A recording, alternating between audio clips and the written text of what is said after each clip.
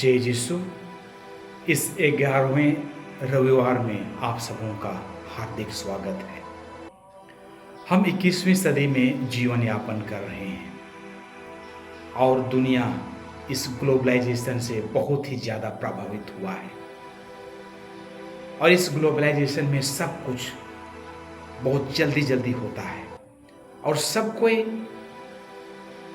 भी चीज़ बहुत जल्दी प्राप्त करने की इच्छा रखते हैं, चाहे पैसा कमाने की हो, धन कमाने की हो। सब कोई चाहता है कि जो गरीब है जल्दी से जल्दी धनी हो सके और ऐसे ही सब क्षेत्र में ऐसे ही इसका प्रभाव है। इसलिए हम लोग बहुत जल्द समय में कुछ भी चीज़ को हासिल करने की तमन्ना रखते हैं, लेकिन हम उसके पीछे जो साइड इफ़ेक्ट है उसको हम लोग ज़्यादा ध्यान नहीं देते हैं। उदाहरण स्वरूप हम सभी को जानते हैं फास्ट फूड, इंस्टेंट फूड, जो बहुत जल्दी पकता भी है, स्वादिष्ट भी होता है, उसको बहुत सारे लोग लाइक भी करते हैं, अच्छा है। लेकिन उसके पीछे जो प्रत्येक दिन इस तरह का जो फास्ट फूड का सेवन कर रहा है, उसके जीवन में, उसके शरीर में इसका जो नेगेटिव इम्पैक्ट होगा उसको हम लोग ज़्यादा ध्यान नहीं देते हैं, लेकिन उसका बहुत गहरा असर पड़ता है। और ऐसे ही समय में जब हम गुजर रहे हैं इस 21वीं सदी में, तो हम लोगों का आज का जो प्रभु प्रवचन है बहुत ही महत्वपूर्ण है, मैंनेपूर्ण है।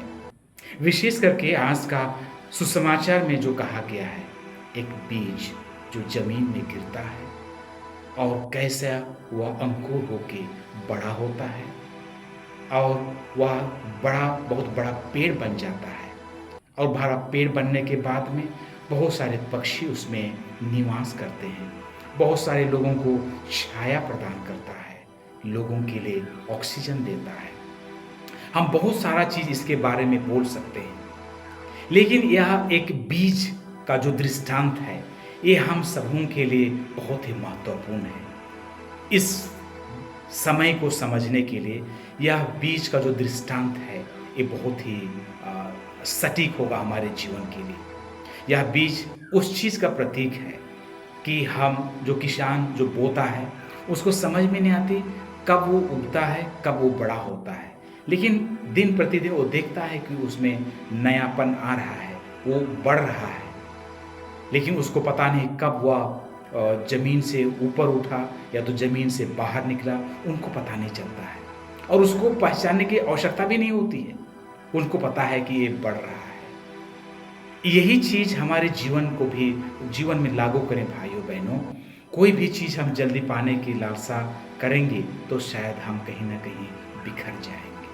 यह बीज का दृष्टांत इस चीज़ को बतलाता है कि हमारा आध्यात्मिक जीवन भी इसी तरह से धीरे-धीरे उस बीज की तरह प्रस्फुटित होगा, आगे बढ़ेगा और एक दिन वो बड़ा रूप और विश्वास में हम मजबूत हो पाएँगे। इसलिए हम इस भाग-दौड़ की ज़िंदगी में हम ज़्यादा दूर नहीं जा सकते हैं। कहीं न कहीं हमारा एक्सीडेंट होगा, हमको कहीं चोट लगेगी।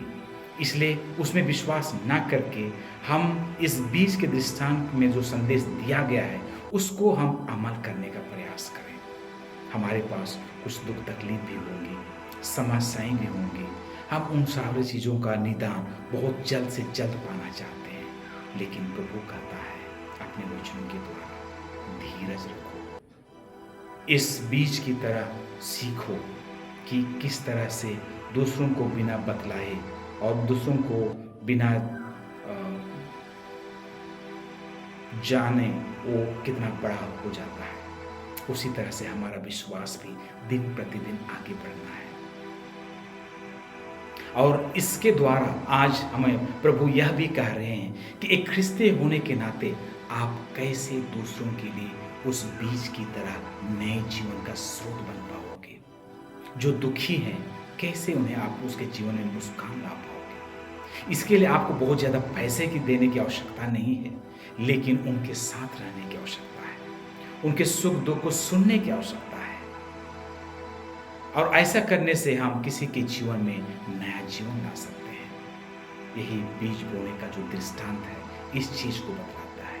हम प्रभु से प्रार्थना करें कि प्रभु हमें आशीष और कृपा से भर दे, ताकि हम जो कुछ भी किसी परिस्थिति से जो दबे हुए लोग हैं, उनके लिए उनका चेहरे में हम मुस्कान ला सकें।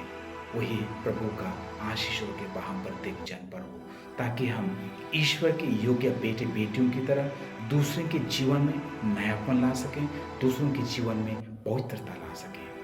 प्रभु की आशीष और कृपा हम सबों के साथ